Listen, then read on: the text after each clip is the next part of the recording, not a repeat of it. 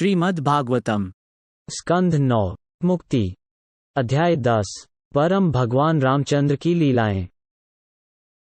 शुकदेव गोस्वामी ने कहा, राजा खटवांग के पुत्र दीर्घबाहु हुए और उनके पुत्र महान राजा रघु हुए। राजा रघु के अज पुत्र हुए और अज से महापुरुष राजा दशरथ हुए। देवताओं की प्रार्थना पर भगवान परम सत्य अपने विस्तार और विस्तार के साथ स्वयं प्रकट हुए। उनके पवित्र नाम थे राम, लक्ष्मण, भरत और शत्रुघ्न। ये प्रसिद्ध अवतार महाराज दशरथ के पुत्रों के रूप में 4 रूपों में प्रकट हुए।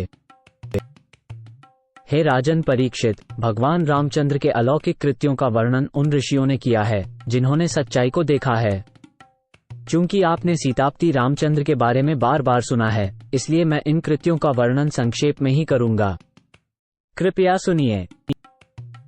अपने पिता के वचन पालन के लिए प्रभु श्री रामचंद्र ने राज सिंहासन त्याग दिया और अपनी पत्नी सीता के साथ एक जंगल से दूसरे जंगल में भटकते रहे।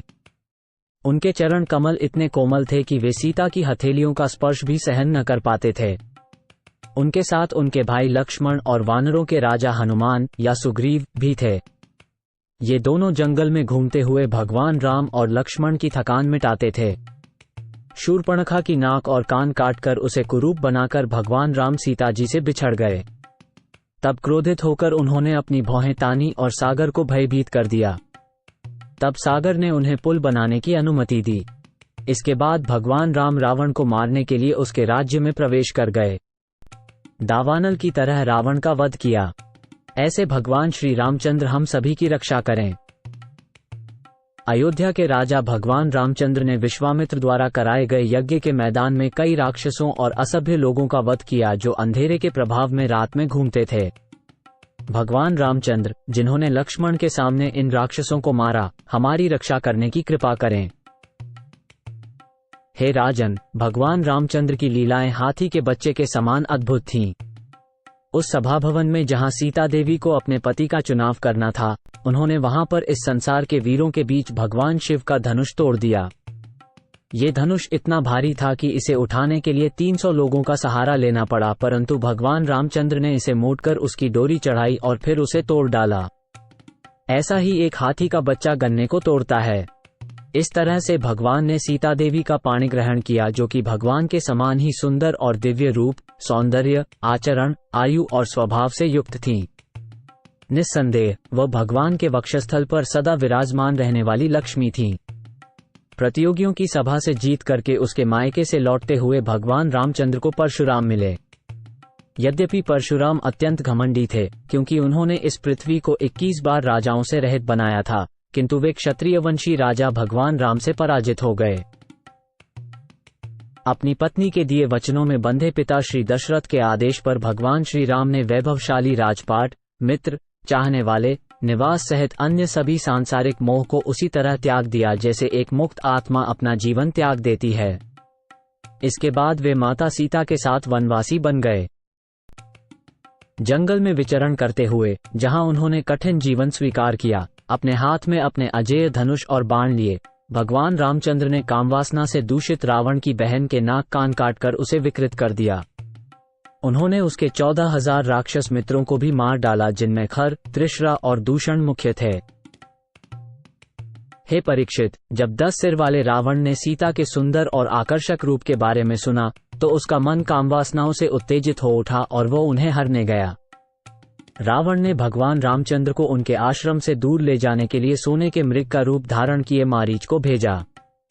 जब भगवान ने उस अद्भुत मृग को देखा तो उन्होंने अपना आश्रम छोड़कर उसका पीछा करना शुरू कर दिया। अंत में उसे तीक्ष्ण बाण से उसी तरह मार डाला जिस तरह शिवजी ने दक्ष को मारा था। जब रामचंद्र जंगल में चले गए और लक्ष्मण भी वहां नहीं थे, तो सभी राक्षसों में से सबसे दुष्ट रावण ने विदेह राजा की पुत्री सीता देवी का अपहरण उसी तरह कर लिया, जैसे एक बाघ असुरक्षित भेड़ को तब पकड़ लेता है जब गरिया वहां नहीं होता। तब भगवान रामचंद्र अपने भाई लक्ष्मण के साथ जंगल में इस तरह भटकते रहे जैसे अपनी पत्नी के वियोग में कोई बहुत दुखी व्यक्ति भटकता हो। इस तरह उन्होंने अपने निजी उदाहरण से एक स्त्री से बहुत अधिक लगाव रखने वाले पुरुष की स्थिति दिखाई। भगवान श्री रामचंद्र जी ने, जिनके चरण कमलों की पूजा ब्रह्मा जी और शिव जी भी करते हैं, मानव रूप धारण किया था। इस प्रकार उन्होंने जटायु का अंतिम संस्कार किया, जिसे रावण ने मारा था। इसके बाद भगवान ने कबंध नामक राक्षस को मार डाला और वानर राजों से मित्रता करके बाली का वध किया और सीता माता के उद्धार की व्यवस्था करके वे समुद्र किनारे गए। समुद्र तट पर पहुंचकर भगवान रामचंद्र ने 3 दिनों तक उपवास किया और साक्षात समुद्र के आने की प्रतीक्षा करते रहे। जब समुद्र नहीं आया तो भगवान ने अपनी क्रोध लीला दिखाई और समुद्र पर दृष्टिपात करते ही समुद्र के सारे प्राणी, जिनमें घड़ियाल और मगर भी शामिल थे, डर के मारे बेचैन हो उठे। तब डरता हुआ समुद्र शरीर धारण करके पूजा की सारी सामग्री लेकर भगवान के पास पहुंचा। उसने भगवान के चरण कमलों पर गिरते हुए इस प्रकार कहा, हे सर्वव्यापी पुरुषोत्तम, हम अपनी मंद बुद्धि के कारण यह नहीं समझ पाए कि आप कौन हैं, लेकिन अब हम जान गए हैं कि आप पुरुषोत्तम हैं, समस्त ब्रह्मांड के स्वामी हैं और अक्षर एवं आदि व्यक्तित्व हैं। देवता लोग सतोगुण से मोहित हैं, प्रजापति लोग रजोगुण से और भूतों के स्वामी तमोगुण से, लेकिन आप इन सभी गुणों के स्वामी हैं। हे प्रभु, आप इच्छानुसार मेरे जल का प्रयोग कर सकते हैं। निस्संदेह आप इसे पार करके रावण के उस निवास तक पहुंच सकते हैं जो उपद्रवी है और तीनों लोकों को रुलाने वाला है। वो विश्रवा का पुत्र है, किंतु मूत्र के समान तिरस्कृत है। कृपया जाकर उसका वध करें और अपनी पत्नी सीता देवी को फिर से प्राप्त करें। हे महान वीर, यद्यपि मेरे जल के कारण आपको लंका जाने में कोई बाधा नहीं होगी, लेकिन आप इसके ऊपर एक पुल का निर्माण करके अपने दिव्य यश का प्रसार करें। आपके इस अद्भुत और असामान्य कार्य को देखकर भविष्य में सभी महान योद्धा और राजा आपकी महिमा का गान करेंगे। श्री शुकादेव गोस्वामी ने कहा, उन पर्वतों की चोटियां, जिनके पेड़ पौधे और भी बहुत कुछ बड़े बड़े बंदरों ने हिलाकर पानी में डाल दिया था, ये सब काम हो जाने के बाद भगवान रामचंद्र लंका गए। लक्ष्य था रावण के चंगुल से सीता देवी को छुड़ाना। रावण का भाई विभीषण था, जिसने भगवान राम की सहायता की। इस तरह भगवान राम, सुग्रीव, नील, हनुमान और अन्य सभी वानर लंका में प्रवेश कर गए, जहां हनुमान ने पहले ही आग लगा दी हुई थी। लंका में प्रवेश के पश्चात सुग्रीव, नील, हनुमान आदि प्रमुख वानर सेनापतियों के नेतृत्व में वानर सैनिकों ने समस्त विहार स्थलों, अन्न के भंडारों, खजाना घरों, महलों के द्वारों, नगर के दरवाजों, सभा भवनों, महल के अग्रभागों और यहां तक कि कबूतरों के निवास स्थानों पर भी अधिकार कर लिया। जब नगर के सभी चौराहों, चबूतरों, झंडों तथा गुंबदों पर रखे हुए सुनहरे जलपात्र नष्ट हो गए, तब पूरी लंका नगरी उस नदी की तरह प्रतीत हो रही थी जिसे हाथियों के झुंड ने मत डाला हो। जब राक्षसपति रावण ने देखा कि वानर सैनिक कितना उपद्रव मचा रहे हैं, तो उन्होंने निकुंभ, कुंभ, धूम्राक्ष, दुर्मुख, सुरांतक, नरांतक और अन्य राक्षसों को बुलवाया। साथ ही उन्होंने अपने पुत्र इंद्रजित को भी बुलाया। इसके बाद उन्होंने प्रहस्त, अतिकाय, विकंपन और सबसे अंत में कुंभकर्ण को बुलवाया। इसके बाद उन्होंने अपने सभी अनुयायियों को प्रोत्साहित किया कि वे शत्रुओं से लड़ें। श्री रामचंद्र, लक्ष्मण और सुग्रीव, हनुमान, गंधमाद, नील, आंगद, जाम्बवंत और पनस जैसे वानर सैनिकों से घिरे हुए उन राक्षस सैनिकों पर टूट पड़े, जो कि नाना प्रकार के अजेय अस्त्र शस्त्रों जैसे तलवार, भाला, धनुष, फरसा, रिष्टि, शक्ति बाण, खड्ग और तोमर से लैस थे। आंगद और श्री रामचंद्र जी के अन्य सेनापतियों ने शत्रुओं के हाथियों, पैदल सैनिकों, घोड़ों और रथों का सामना किया और उन पर बड़े बड़े वृक्ष, पर्वत शिखरों, गदाओं और बाणों की बौछार कर दी। इस प्रकार श्री रामचंद्र जी के सैनिकों ने रावण के सैनिकों को मार डाला, जिनका सौभाग्य पहले ही नष्ट हो चुका था, क्योंकि सीता देवी के क्रोध से रावण पहले ही ध्वस्त हो चुका था। तत्पश्चात राक्षसराज रावण ने देखा कि उसके सभी सैनिक मारे जा चुके हैं, तो वो क्रोध से भर गया। तब वो अपने फूलों से सजे विमान में सवार होकर भगवान रामचंद्र की ओर बढ़ा, जो इंद्र के सारथी मातली द्वारा लाए गए दिव्य रथ पर विराजमान थे। इसके बाद रावण ने भगवान रामचंद्र पर तीक्ष्ण बाणों का प्रहार किया। भगवान श्री रामचंद्र ने रावण से कहा, तुम मानव भक्षकों में सबसे अधिक घृणित हो। तू उनके मल के समान है। तुम एक कुत्ते के समान हो, क्योंकि जैसे एक कुत्ता घर के मालिक के न रहने पर रसोई से खाने की चीजें चुरा लेता है, उसी प्रकार तुमने मेरी अनुपस्थिति में मेरी पत्नी सीता देवी का हरण किया। इसलिए यमराज जिस तरह पापियों को दंड देते हैं, उसी तरह मैं भी तुम्हें दंड दूंगा। तुम अत्यंत घृणित, पापी और निर्लज हो, इसलिए आज मैं तुम्हें दंड दूंगा, क्योंकि मेरा प्रहार कभी व्यर्थ नहीं जाता।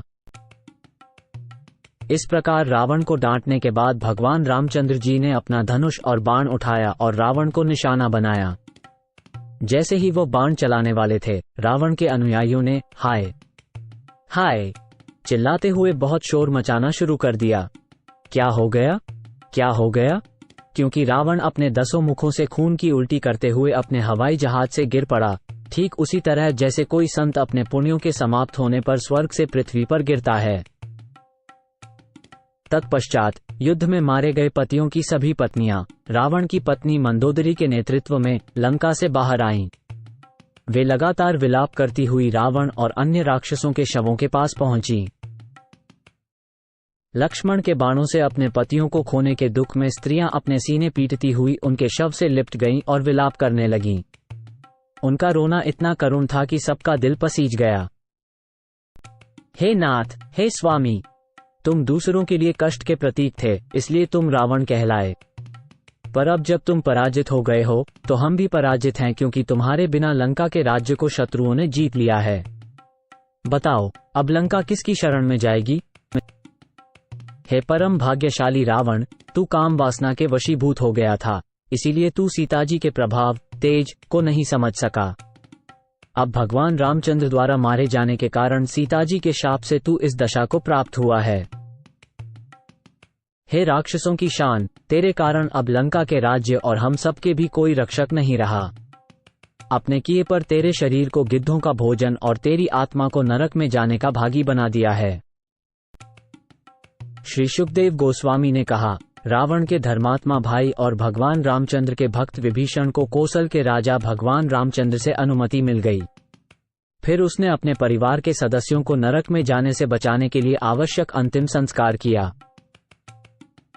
तदनंतर प्रभु श्रीराम जी ने सीता जी को अशोक वन में शिंशपा नाम के वृक्ष के नीचे एक छोटी सी कुटिया में बैठा पाया। वे श्रीराम से बिछोह होने के कारण दुखी थीं और बहुत दुबली पतली हो गई थीं। अपनी पत्नी को उस हालत में देखकर भगवान श्री रामचंद्र बहुत दयालु हो गए। जब वे उनके सामने आए तो वे अपने प्रिय पति को देखकर बहुत खुश हुईं और उनके कमल के समान मुख से प्रसन्नता झलकने लगी। वनवास की अवधि समाप्त होने पर भगवान रामचंद्र जी ने विभीषण को एक कल्प के लिए लंका के राक्षसों पर शासन करने का अधिकार सौंप दिया। इसके बाद वे सीता देवी को फूलों से सजे विमान, पुष्पक विमान में बिठाकर स्वयं भी उसमें बैठ गए। हनुमान, सुग्रीव और उनके भाई लक्ष्मण के साथ भगवान अयोध्या लौट आए। जब भगवान श्री राम अपनी राजधानी अयोध्या में वापस आए तो रास्ते में लोकपालों ने उनका स्वागत किया और उनके शरीर पर सुंदर सुगंधित फूलों की वर्षा की। ब्रह्मा और अन्य देवताओं जैसे महान हस्तियों ने भगवान श्री राम के कृत्यों का गुणगान करते हुए हर्ष व्यक्त किया। अयोध्या पहुंचकर भगवान राम ने सुना कि उनके अभाव में उनके भाई भरत गोमूत्र में सिद्ध जौ खाते थे, अपने शरीर को पेड़ों की छाल से ढकते थे, बालों की जटा रखते थे और कुशों की चटाई पर सोते थे। अत्यंत दयालु भगवान ने इस पर बहुत दुख व्यक्त किया। जब भरत जी को ज्ञात हुआ कि भगवान श्री रामचंद्र अपनी राजधानी अयोध्या लौट रहे हैं तो उन्होंने तुरंत भगवान श्री रामचंद्र की पादुकाएं अपने सिर पर रखीं और नंदीग्राम स्थित अपने डेरे से बाहर आए। भरत जी के साथ मंत्रीगण, पुरोहितगण एवं अन्य सम्मानित नागरिक थे। मधुर संगीत बजाते हुए व्यावसायिक संगीतकार थे और विद्वान ब्राह्मण ऊंचे स्वर से वैदिक मंत्रों का पाठ कर रहे थे। जुलूस में सुंदर घोड़ों से जुटे रथ थे जिनकी लगाम स्वर्ण रस्सियों की बनी थी। ये रथ सुनहरी कढ़ाई वाली पताकाओं और विभिन्न आकार प्रकार की अन्य पताकाओं से सजाए गए थे। सैनिक स्वर्ण कवच पहने हुए थे, सेवक पान सुपारी लिए हुए थे और साथ में कई प्रसिद्ध सुंदर वेश्याएं भी थीं। कई सेवक पैदल चल रहे थे और वे छत्र, चंवर, विभिन्न प्रकार के अनमोल रत्न और शाही स्वागत के लिए उपयुक्त अन्य सामान लिए हुए थे। इस प्रकार प्रेम के आनंद से ओतप्रोत हृदय और आंखों में आंसू लिए भरत जी भगवान श्री रामचंद्र के पास पहुंचे और अत्यंत भाव विभोर होकर उनके चरण कमलों पर गिर गए। भगवान श्री रामचंद्र जी के सामने लकड़ी की खड़ाऊ रखकर भरत जी आंखों में आंसू भरे हुए और दोनों हाथ जोड़कर खड़े रहे।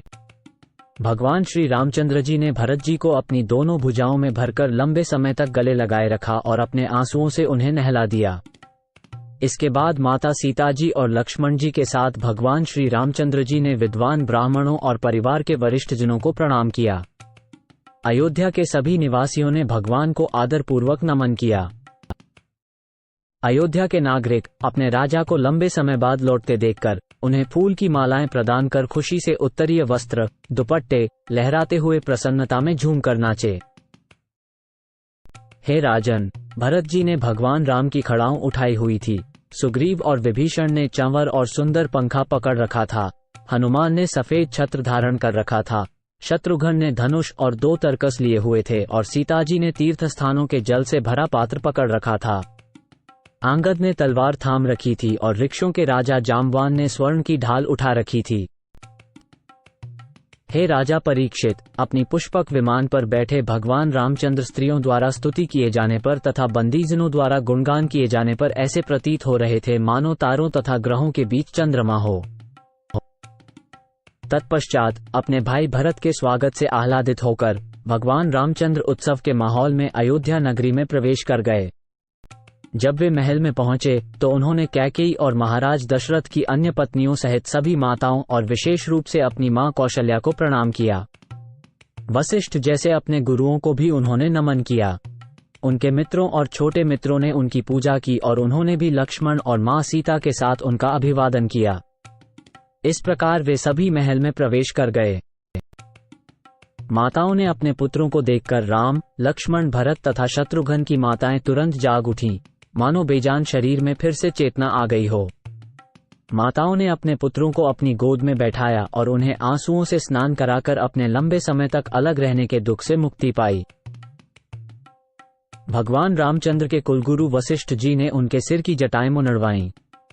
उसके बाद परिवार के वरिष्ठ सदस्यों के सहयोग से उन्होंने चारों समुद्रों के जल और अन्य सामग्रियों के साथ भगवान रामचंद्र का अभिषेक उसी तरह किया जैसे कि राजा इंद्र का किया गया था। प्रभु श्री रामचंद्र ने विधिवत स्नान कर अपने मस्तक को मुंडाया और तत्पश्चात बहुत सुंदर वस्त्र धारण किए। इसके साथ ही उन्होंने एक माला और आभूषणों से स्वयं को सजाया। इस प्रकार वे अपने भाइयों और अपनी पत्नी के साथ बेहद तेजस्वी नजर आ रहे थे, जिन्होंने भी उनके समान वस्त्र और आभूषण धारण किए हुए थे।